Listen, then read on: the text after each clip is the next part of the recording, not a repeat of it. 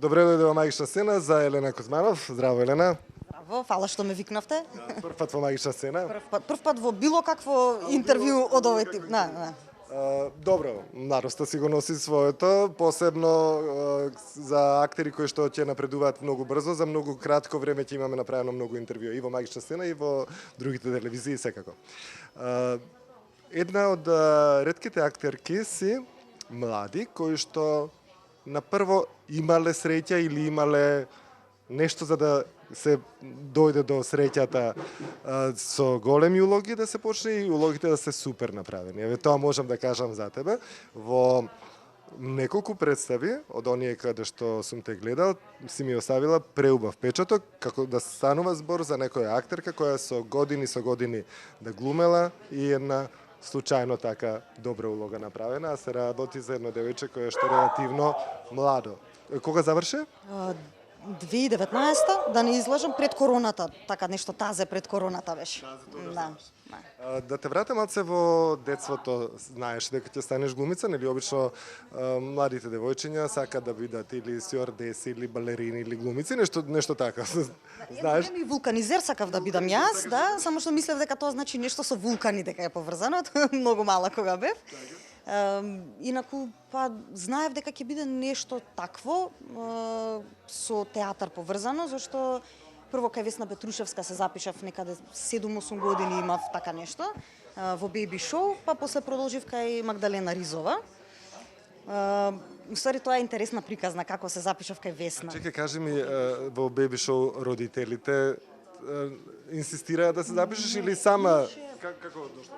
Имаше реклама на радиото, го памтам како вчера да беше, снимена со децава што беа дел од студиото. И кога ја слушнав рекламата, инсистирав, не знам што беше толку, не се ни сеќавам, ама нешто беше многу интересно. И била прво оделение? Па да, прво оделение, да. И инсистирав да ме запишат. И памтам дека ме носеше татко, ми имаше аудиција, требаше да се спреми нешто монолог, етида, рецитација, имитација, било што. И ја спремав Ленка. И кога дојдов таму, беше во Капиштец драмското студио, имаше некоја просторија со мала сценичка и сега еден по еден излегуваме кандидатите да презентираме што сме спремиле. И мене ме фати страв, паника, викам види сите знаат што прават и се исплашив и бев спремна, нека не ме примат, само да не се избламирам, да не излезам, викам јас немам ништо спремна. Излажав. Викам ќе се спасам така, ама не се спасив. Весна имаше материјали спремно за деца како мене што не се спремни. Ми дава некоја рецитација, вика излези сега на сцена, прочитај ни го ова. Застанувам на сцената, извадена од памет, кога во листот гледам Ленка. Не знам која беше таа коинциденција. И непланирано, мало дете, само знам дека ја знам на памет. Ја го спуштив листот и ја изрецитирав на памет, не ја читав. И тие се чудат што Кој знае што си помислил, девојчево цела македонска поезија на памет ја знае. И уште и го немам на Весна тоа кажан. Уште не сме имале прилика за тоа да разговараме, да ја кажам со лажга влегов во театарот. Да. Ептен со лажга влегов и така се запишав таму. Па 2-3 години одев таму, после тоа кај Магдалена Ризова во драмското студио. И, значи, околу 10 години сум имала таму, кога сум отишла и до студии. Бев кај Маги. до студии и остана кај Маги.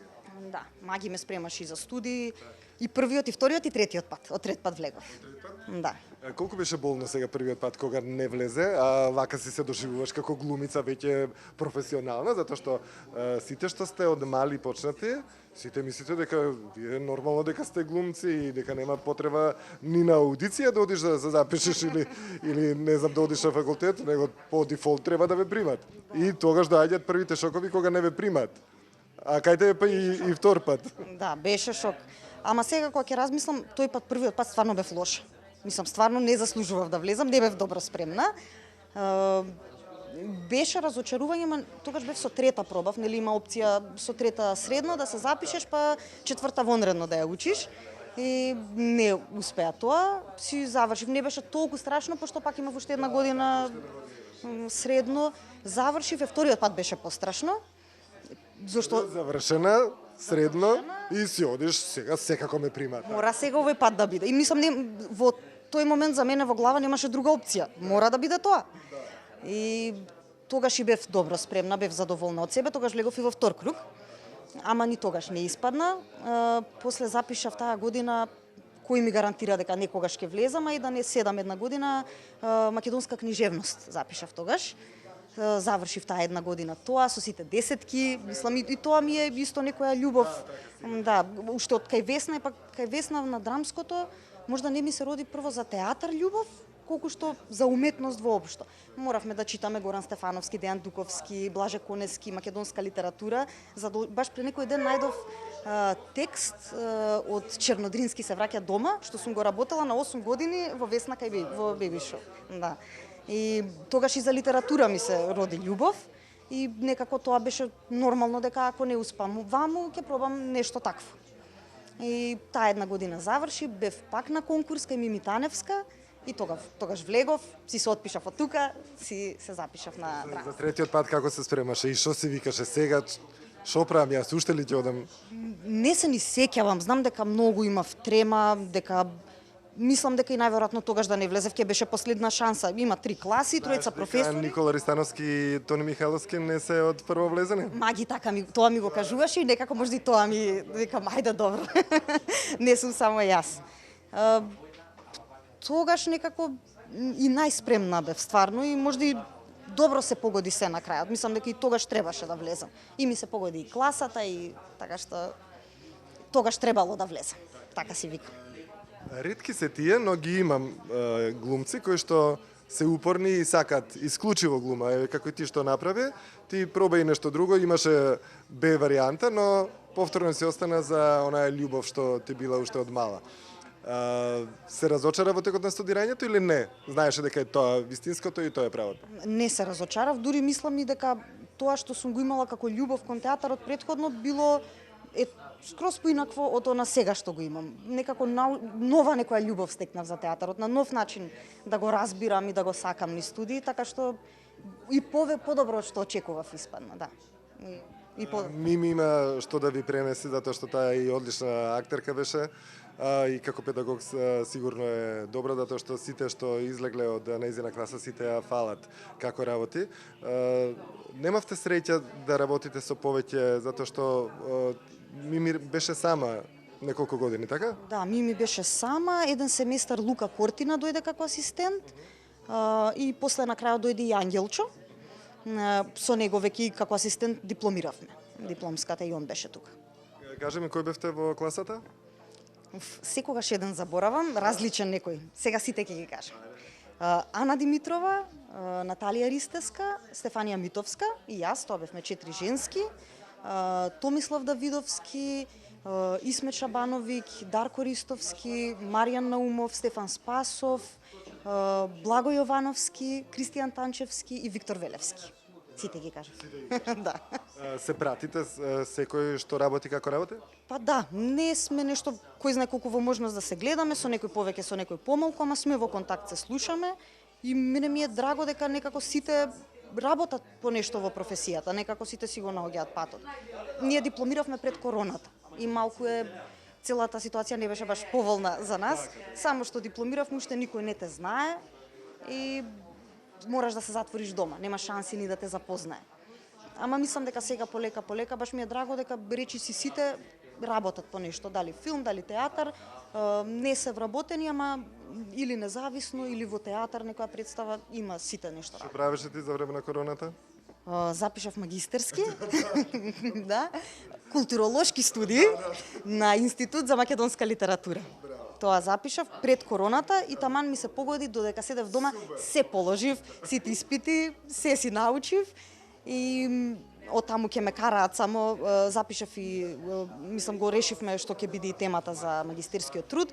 Почнав со тоа, ама почнаа па и представи да се случуваат и малку сега до трудот останав го паузирав до пола. Ќе биде и тоа. И тоа ќе биде. Кога почна представите првпат професионалните?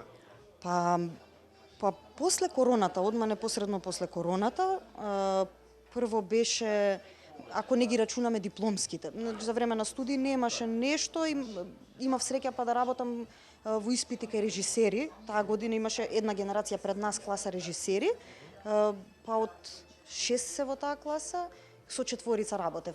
Во еден барем или два повеќе испити кај нив. И тоа е многу интересно, пошто работиш со различни луѓе, со различни режисери, учиш од секој и они учат, а и ти учиш од нив нешто ново, а плюс и кај еден ист да работиш, пошто и они сега создаваат некој свој начин на работа, и во три различни испити кај еден човек да играш, како кај тројца режисери да си играл, пошто и они се менуваат во текот на студиите. И после кај тројца од нив играв и во дипломска представа, па после короната кај Јане Спасик во Мајсторот за спомени. Тоа ми беше прва професионална баш представа, независна, да, во продукција на Артопија. Во МКЦ си играше, многу убава представа, баш ми е жал дека не си игра веќе. Тоа, па после се случи кај... Имавте многу публика, многу млада публика, која што баш буквално научија за театарот преку вашите групи и вашите представи. Да, имаше и мислам дека стварно и добро ја прифатија представата. И само ете заради многу околности, таму еден простор е кај нас за некој таков независен за представи, а сме многу луѓе и нема ни доволно термини и некако згасна за жал. Да, па после се случи со Дамјан Костовски Спасени и таа е независна представа. Сега последно од независните со Александар Ивановски, во МНТ сега се игра представата, крајот на годината имаше... Сега премиери. Да, сега имавме премиера. Подкровје се вика, инаку е по текст на Артур Милер. The Price, цената се вика текстот. Таа не ја гледав, а ќе ја гледам сега. Да ја гледате и гледачите да ја гледаат. Јас сум многу срекна каква представа направивме. На 23 јануари има пак изведба во МНТ на мала сцена. Тоа е од независните и имав среќа да ми се случи професионално во театар. Двете во театар комедија, едната кај Синиша Ало Ало и последната сега кај Јане Череп во Конемара.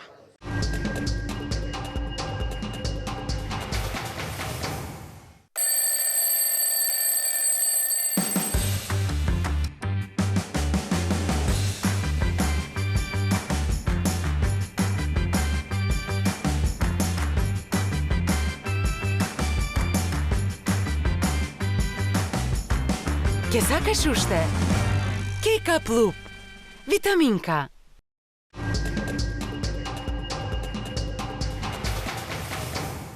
Тоа ти се улоги направени, чиста десетка.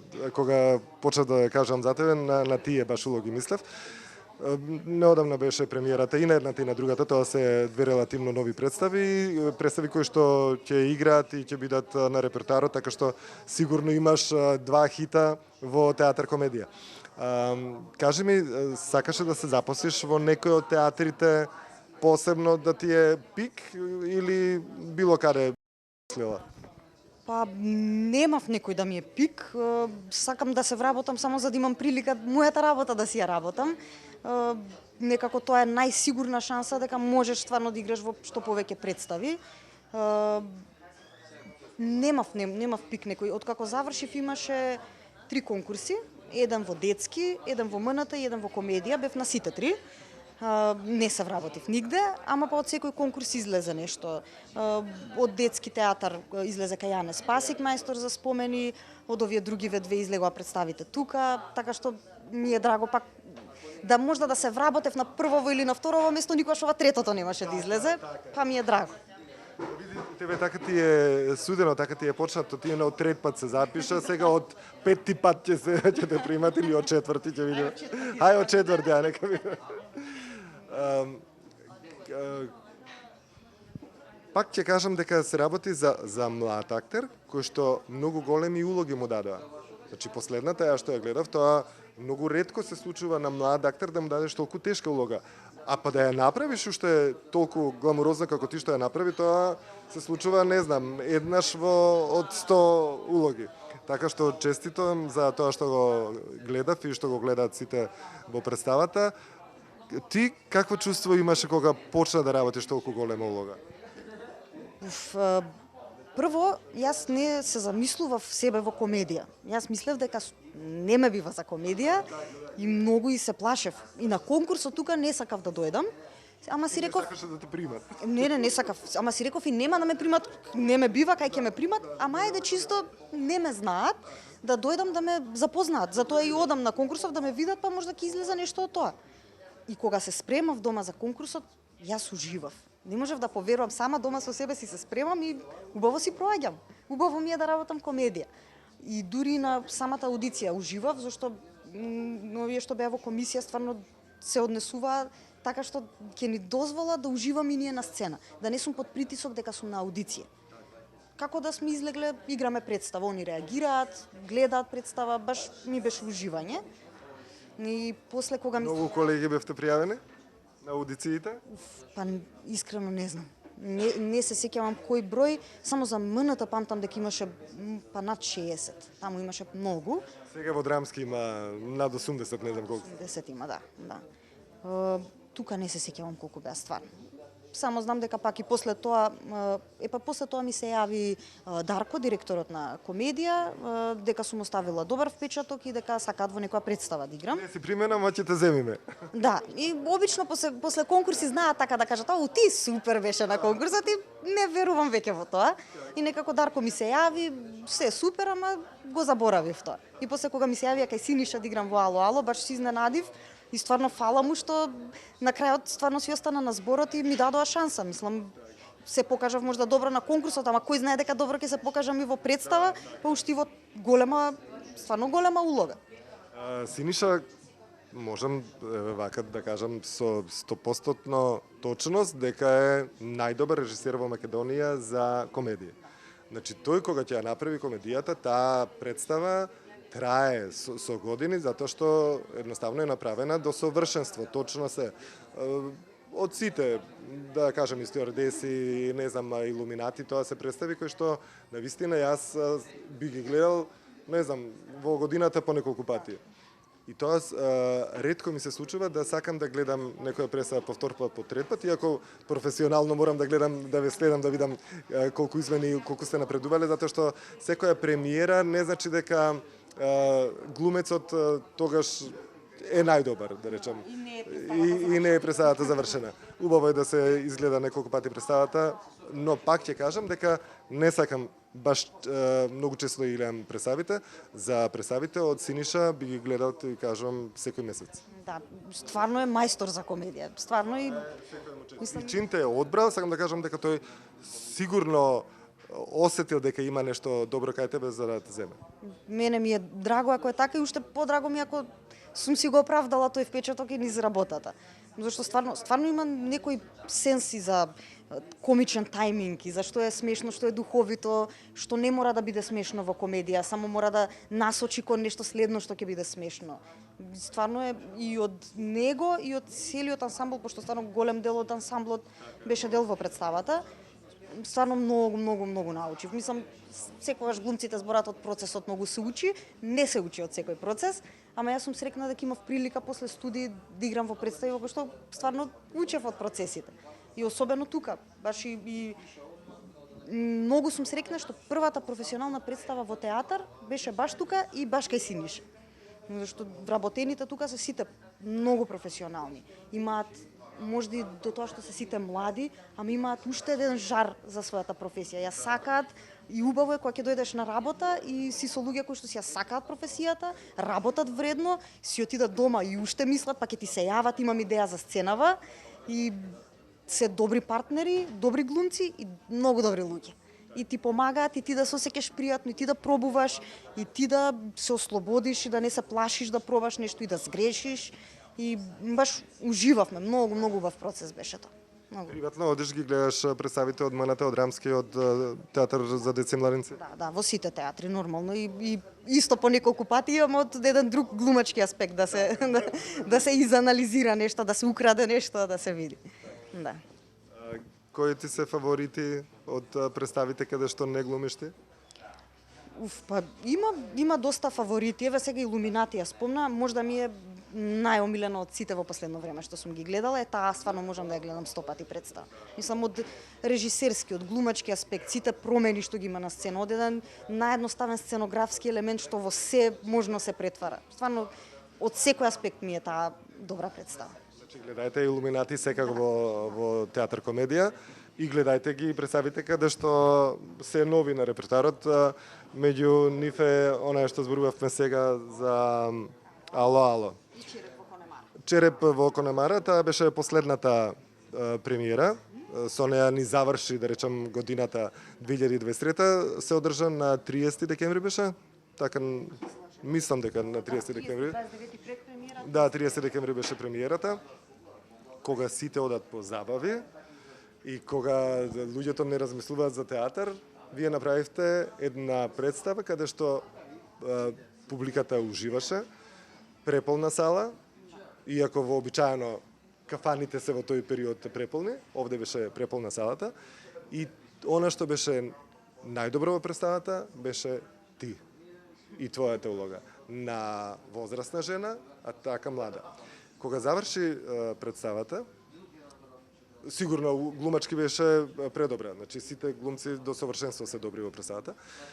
Јас викам, значи девојчево е многу талентирано и многу е добро и те барам тука, не можам да те препознам. Да, не можам да те препознам. Ми требаше долго време да те препознам дека ти си таа што ја глуми улогата на старицата. Колку на Јане Спасиче режија, со него имаш соработувано и претходно. И лесно е да соработуваш со некој што претходно имаш соработувано, претпоставувам. Да, многу полесно, веќе и мислам дека и добро и првиот пат, ама особено сега добро се разбираме, баш знам што бара од мене, он знае кога правам глупости, кога не е тоа он што го бара, па да препознае кога ќе го направам, а кога треба малце да ми објасни што точно бара. И во принцип е полесно, плюс и глумците веќе втор пат работевме со нив, Сергеј, Тони и Виктор. Исто тројцата играат и во Ало Ало, така што некако сите се знаевме и беше многу полесно. Да. Кога ја прочита улогата? Ја текстот го знаев, текстот е преведен, па скоро пред тоа беше преведен, пак не знам година, не знам да кажам точно, од Јане беше преведен заедно со Горијан Милошевски. И бев на промоцијата на книгата и уствари беше преведена цела трилогија. Тоа е дел од трилогијата Линейн на Мекдона и тогаш ја прочитав и баш ја имам дома и два пати ја прочитав од тогаш, независно од представата. И кога ми се јави, вика ќе ти го пратам текстот, кога го видов текстот, викам добро, знам кој е, мајде уште еднаш. Коленка. Викам, ама тука еден само женски лик има и тоа баба. Хајде го читам, викам, јас сум заборавила нешто, кога видов, тоа е стварно. Тука малце фуфка, ама на прва проба разговаравме и си го објасни концептот. Сите играме во представата ликови што се по возраст многу подалеку од нас. Некој е постар, некој е многу помлад, а сите сме генерацијски тука некаде. И некако кога ќе го видиш неговиот концепт и како беше планот да се развие представата, сватив дека ако тоа се изведе добро, нема да има проблем. Значи, знаеш како ќе идеш кога ќе остариш, така? Уф, дај Боже, не така. Не така. Не така. Колку помогна шминката, костимот за улогата? Многу, многу. Најверојатно костимот е секогаш важен, ама особено во ваков тип на улоги. И баш се зезавме дека Ивана, што ни го правеше костимот, костимографката на представата, додека го шиела костимот, малку и талент сошила во костимот, зашто кога ќе го облечеше друго, многу смени, многу, баш многу и бев благодарна, на секој ден и се заблагодарував. Многу промени, плюс и заради физиономијата на ликот и возраста и многу промени. Кажи ми, ти си слаба, да речем, а таму си многу слаба, а таму си многу дебела. Да. Што ставате? Има фет сут од доле, па според тој се зимаат мерки, според него се прават костимите. И тоа уствари најмногу помогна, зашто дава и тоа тежина, те принудува на некои движења, како да седнеш, како да станеш, те заморува, те поти, ти прави непријатност, ама доволно гледавме да има доволна доза на непријатност за да помогне, а да нема премногу за да не можеш да глумиш и да функционираш на сцена. Така што баш мислам тоа го постигнаат. Периката и шминката колку време ти треба да се Па не знам колку време треба, на делови ја правиме, ама треба доста време. И шминката и периката прво пробавме со перика, ама на крај испадна со мојата коса. Така што тоа уште повеќе време одзима, пошто треба да ја белат, да ја белат, да ја измрса, да ја растурат. Пострашно е, после не може тоа да се извади, едно 3-4 дена треба неколку миења. Да.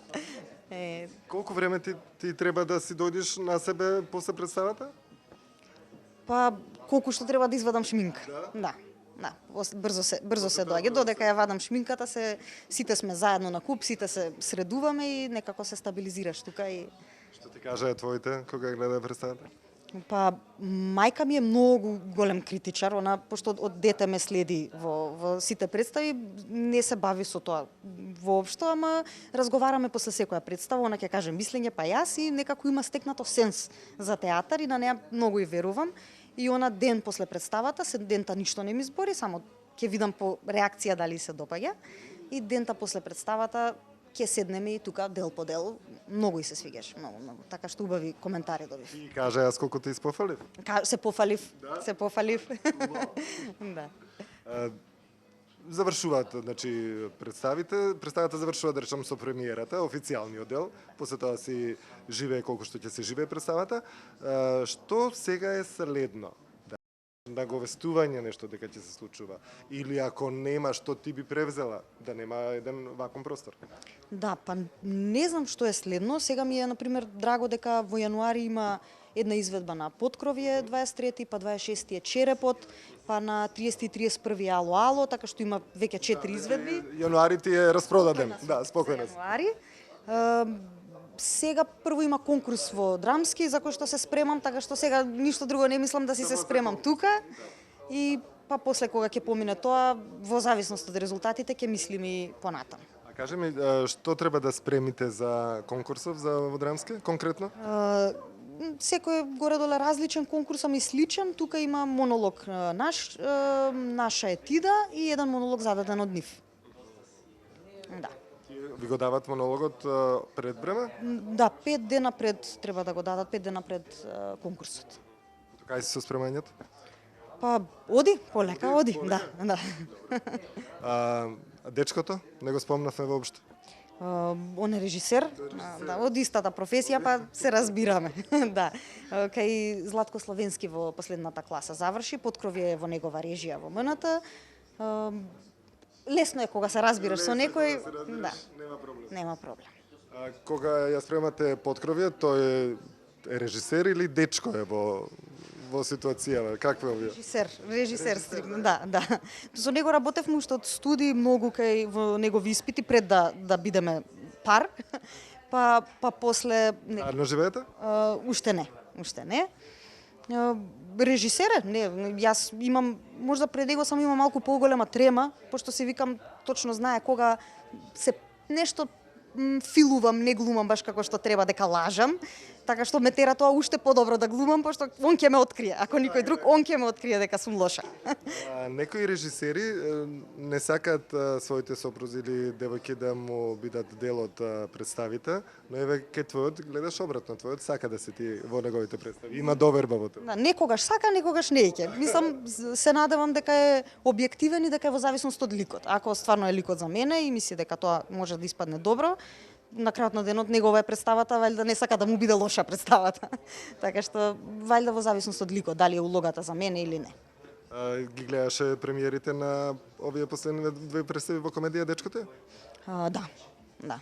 Што прокоментира? Генерално многу му се допадна, имаше нормални замерки, па најмногу за мене, ама генерално му се допадна. Да, знаеш како ја гледат? Знаеш како ја гледат представата? Тој само тебе те гледа и друго ништо не гледа просто. Не. Мислам стварно му се допадна и се знае и со другиве луѓе, така што и со нив разговараше за представата и мислам и он дека е задоволен. Читаш книги, сама те кажа за време на интервјуто. Многу книги читаш? Па многу читам. Сега некако во последно време немам толку време за тип на литература, ја што ја сакам повеќе драми. Мислам и тоа го сакам, ама сакам и друг тип на литература да прочитам, ама многу читам, да. Филмови гледаш? И филмови. Па мислам како опис на работно место ни е тоа, така што мора да. И кога сме кај филмови и тоа не се тоа ми е уствари за време на студии. Ќе кажам Кајмак Врба. На Милчо беше за време на студии, тука имав една улога, па после тоа исто една мала улога во Кајмак. Мало некое скромно, ама пак некое филмско искуство да видам што се случува и таму. Да. Многу беше мило што се видовме денеска и што направивме вака официјално муабет за она што ќе го работиш, сигурно ќе бидат известени сите кои што ја следат Магична сцена. Ве пратам уште од мали и ти посакувам убави успеси убави представи, вработување што е можно побрзо и сега ти се исполни како што треба, се да оди како што треба. Па режисеров не само да те земи како глумица, да те земи и како жена. Фала. Фала многу и што ме викнавте и на убавите зборови, и на желбите убави и ќе се гледаме пак, се надевам. Поздрав до мама. Поздрав, да.